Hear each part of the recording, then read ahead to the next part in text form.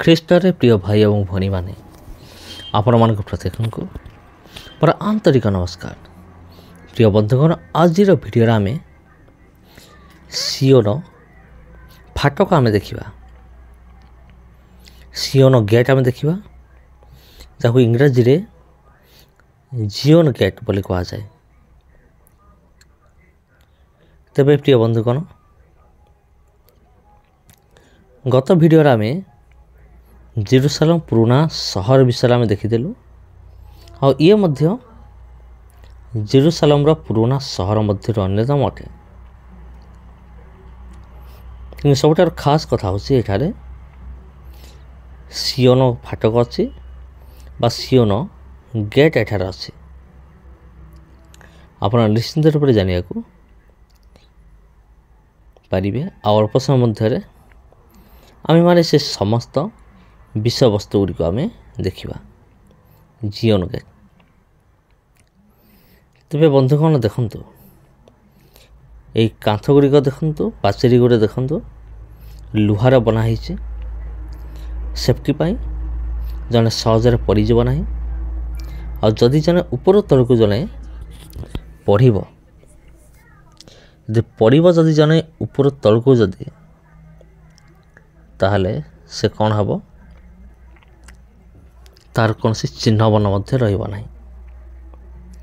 ତେବେ ଯେପରି ଲୋକମାନେ ନ ପଡ଼ନ୍ତି ଏଥି ନିମନ୍ତେ ଏଠି ଦିଆହେଇଛି ଲୁହାର ପାଚେରୀ ଦିଆହେଇଛି, ଯେପରିକି ଜଣେ ନ ପଡ଼ିବ। ଆଉ ଡାହାଣ ପଟେ ଦେଖନ୍ତୁ, ଏଇ କାନ୍ଥ ଗୁଡ଼ିକ ଟିକେ ଭଲ ଭାବେ ଲକ୍ଷ୍ୟ କରନ୍ତୁ। ଏଇ ଯେଉଁ କାନ୍ଥ ଗୁଡ଼ିକ ଆପଣ ଦେଖୁଛନ୍ତି ବହୁତ ମଜବୁତ ଅଟେ। ସେଥିପାଇଁ 2000 ବର୍ଷ ପୁରୁଣା ହେଇଗଲାଣି, ତାପରେ ହେଇଗଲାଣି, ତଥାପି ଆମେ ଦେଖିବାକୁ ପାରୁଛୁ ଯେ କେମିତି ଆଜି ବି ସ୍ଥିର ହୋଇକି ରହିଅଛି। ଅବଶ୍ୟ କିଛି ଭଗ୍ନ ଅବସ୍ଥାରେ ଅଛି, କିନ୍ତୁ କିଛି ଆଜି ମଧ୍ୟ ଏମିତି ରହିଅଛି। ଆଉ ଏ ସମସ୍ତ ବିଷୟ ଦେଖିଲା ପରେ ବାଇବେଲର ଗୋଟେ ଘଟଣା ମୋର ମନେ ପଡ଼େ। ଲୋକମାନେ କିପରି ପଥରକୁ ପଥର ଯୋଡ଼ୁଥିଲେ, ଯେପରି ଏଇ ଘର ଯେପରି। ଯେ ଲୋକମାନେ ଚିନ୍ତା କଲେ ଯେ ଆମେମାନେ ଆଉ ଛିନ୍ନ ଭିନ୍ନ ହେବା ନାହିଁ, ଆମେମାନେ ଗୋଟିଏ ଜାଗାରେ ରହିବା। ତେବେ ସେମାନେ କ'ଣ କଲେ ନା, ସେମାନଙ୍କର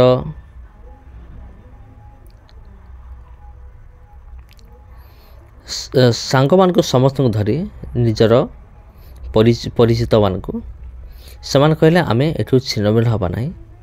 ସେମାନେ ଗୋଟେ ଦୁର୍ଗ ନିର୍ମାଣ କଲେ, ସେମାନେ ଗୋଟେ ଗଡ଼ ନିର୍ମାଣ କଲେ। ଏଇ ଯେଉଁ ଗଡ଼ ନିର୍ମାଣ କଲେ, ଆଉ ତାକୁ ଯୋଡ଼ିବା ନିମନ୍ତେ, ପଥରକୁ ପଥର ଯୋଡ଼ିବା ନିମନ୍ତେ କ'ଣ କରାଗଲା, ଏକ ପ୍ରକାର ମାଠିଆ ତେଲ ବ୍ୟବହାର କରାଯାଇଥିଲା। ଆପଣ ପାଇବାକୁ ପାରିବେ, ଆଦି ପୁସ୍ତକରେ ଆପଣ ପଢ଼ନ୍ତୁ। ଆଉ ସେମାନେ ଏଇ ଯେଉଁ ଦୁର୍ଗ ନିର୍ମାଣ କଲେ, ଯେଉଁ ଗଡ଼ ତିଆରି କଲେ, ଆଉ ସେଥିଫଳରେ ସେମାନେ ଭାବୁଥିଲେ ଆମେ ଏକ ଗଗନ ସ୍ପର୍ଶୀ ଏକ ଗଡ଼ ଆମେ ନିର୍ମାଣ କରିବା। ଗଗନ ସ୍ପର୍ଶୀ ତା ଅର୍ଥ ହେଉଛି ଯାହା ଆକାଶକୁ ଛୁଉଁଥିବ, ଏପରି ଏକ ବହୁତ ବଡ଼ ଦୁର୍ଗ ଆମେ ତିଆରି କରିବା। ଆଉ ଆମେ ଏଠାରୁ ଅନ୍ୟ ସ୍ଥାନକୁ ଆମେମାନେ ଛିନ୍ନ ଭିନ୍ନ ହେବା ନାହିଁ। ତାପରେ ସେମାନେ ଆରମ୍ଭ କରିଦେଲେ ତିଆରି କରିବା। ଆଉ ସେମାନଙ୍କର ଏହି କାର୍ଯ୍ୟକଳାପକୁ ଦେଖିବା ନିମନ୍ତେ ସଦାପ୍ରଭୁ ଓହ୍ଲେଇ ଆସିଲେ ବୋଲି ଲେଖା ଅଛି। ଆଉ ସଦାପ୍ରଭୁ କ'ଣ କଲେ, ସେମାନଙ୍କ ମଧ୍ୟରେ ଭାଷାର ଭେଦ ତିଆରି କଲେ। ଦେଖନ୍ତୁ, ଇଏ ହେଉଛି ଜିଉସ୍ କ୍ୱାର୍ଟର। ଆପଣ ଦେଖିଲେ ଜିହୁଦୀମାନଙ୍କର କ୍ୱାର୍ଟର ବା ରହିବାର ଜାଗା। ଆଉ ଗତ ଭିଡ଼ିଓରେ ମୁଁ ଦେଖାଇଥିଲି ଯେ ଆର୍ମେନିଆର କ୍ୱାର୍ଟର, ଆର୍ମେନିଆ ସୈନ୍ୟ, ଆର୍ମେନିଆର ଲୋକମାନଙ୍କ ନିମନ୍ତେ କିଭଳି କ୍ୱାର୍ଟର ତିଆରି ହେଇଛି ଆମେ ଦେଖୁଥିଲେ। କିନ୍ତୁ ବର୍ତ୍ତମାନ ଆମେ ଯାହା ଦେଖୁଛୁ ଇଏ ହେଉଛି ଜିହୁଦୀମାନଙ୍କର କ୍ୱାର୍ଟର, ଯାହା ଆପଣ ନିଚେ ସ୍କ୍ରିନ୍ରେ ଦେଖିପାରୁଛନ୍ତି। ଇଏ ହେଉଛି जिहुदी मानकर क्वार्टर अटे।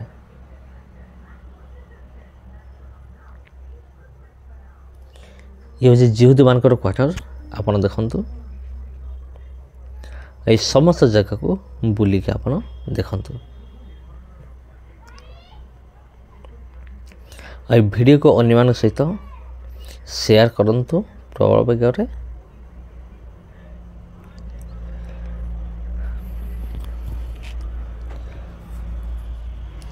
आपण या शेयर करंतु अन्य सहित जेपरी अन्य माने मध्य एपरी ऐतिहासिक स्थान गुड़ी को देखिए निमंते सुजोग प्राप्त हे। से निमंते ये वीडियो को आप अन्य मान सहित शेयर निश्चिंत भाव में करंतु।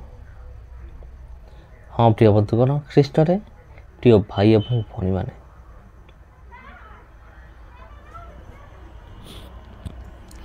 तबे ये जगार खास कथा होची ये जगार अमान प्रिय प्रभु जीशु ख्रीष्ट जन्म ग्रहण करथिले।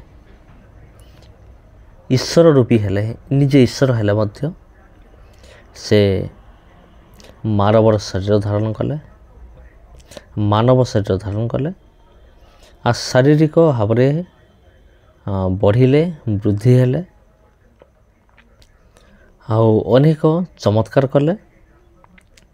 आ प्रभु जीशु ख्रीष्ट तांको जीवन रे जति भी आश्चर्य कर्म करि आसंती ता मध्य 37 टी बड़ बड़ आश्चर्य कर्म अटे। प्रभु जीशु ख्रीष्ट अनेक सुस्थ कले, एपरी बाइबल लिखा अछि। प्रभु जीशु अनेक सुस्थ कले, तेबे अनेक अर्थ होछि जार हिसाब रखा जाई नाही। प्रभु जीशु ख्रीष्ट जगत थाई कौन कौन कले सब विषय जदि लिखा जाता तेबे जगह रहता नहीं, जगह नियंट होता। से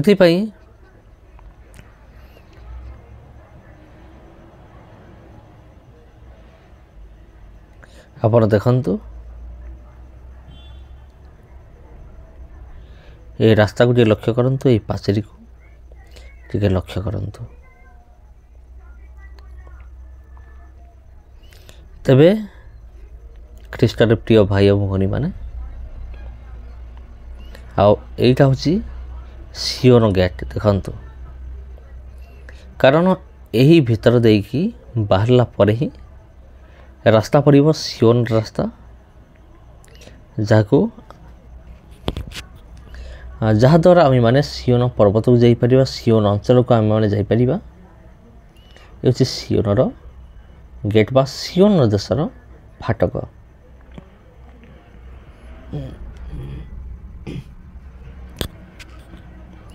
तबे प्रिय बंधुगण, ये वीडियो को आपण अन्य मान सहित शेयर मत करंतु। देखंतु सियोन गेट, सियोन पर्वतर गेट, याको पार होगी जावाक पड़े। आपण अन्य मान सहित ये वीडियो को शेयर करंतु, कारण यह गुरुत्वपूर्ण अटे। यह प्रभु जीशु ख्रीष्टंकर ऐतिहासिक जगह अटे। तेबे प्रिय बंधुगण,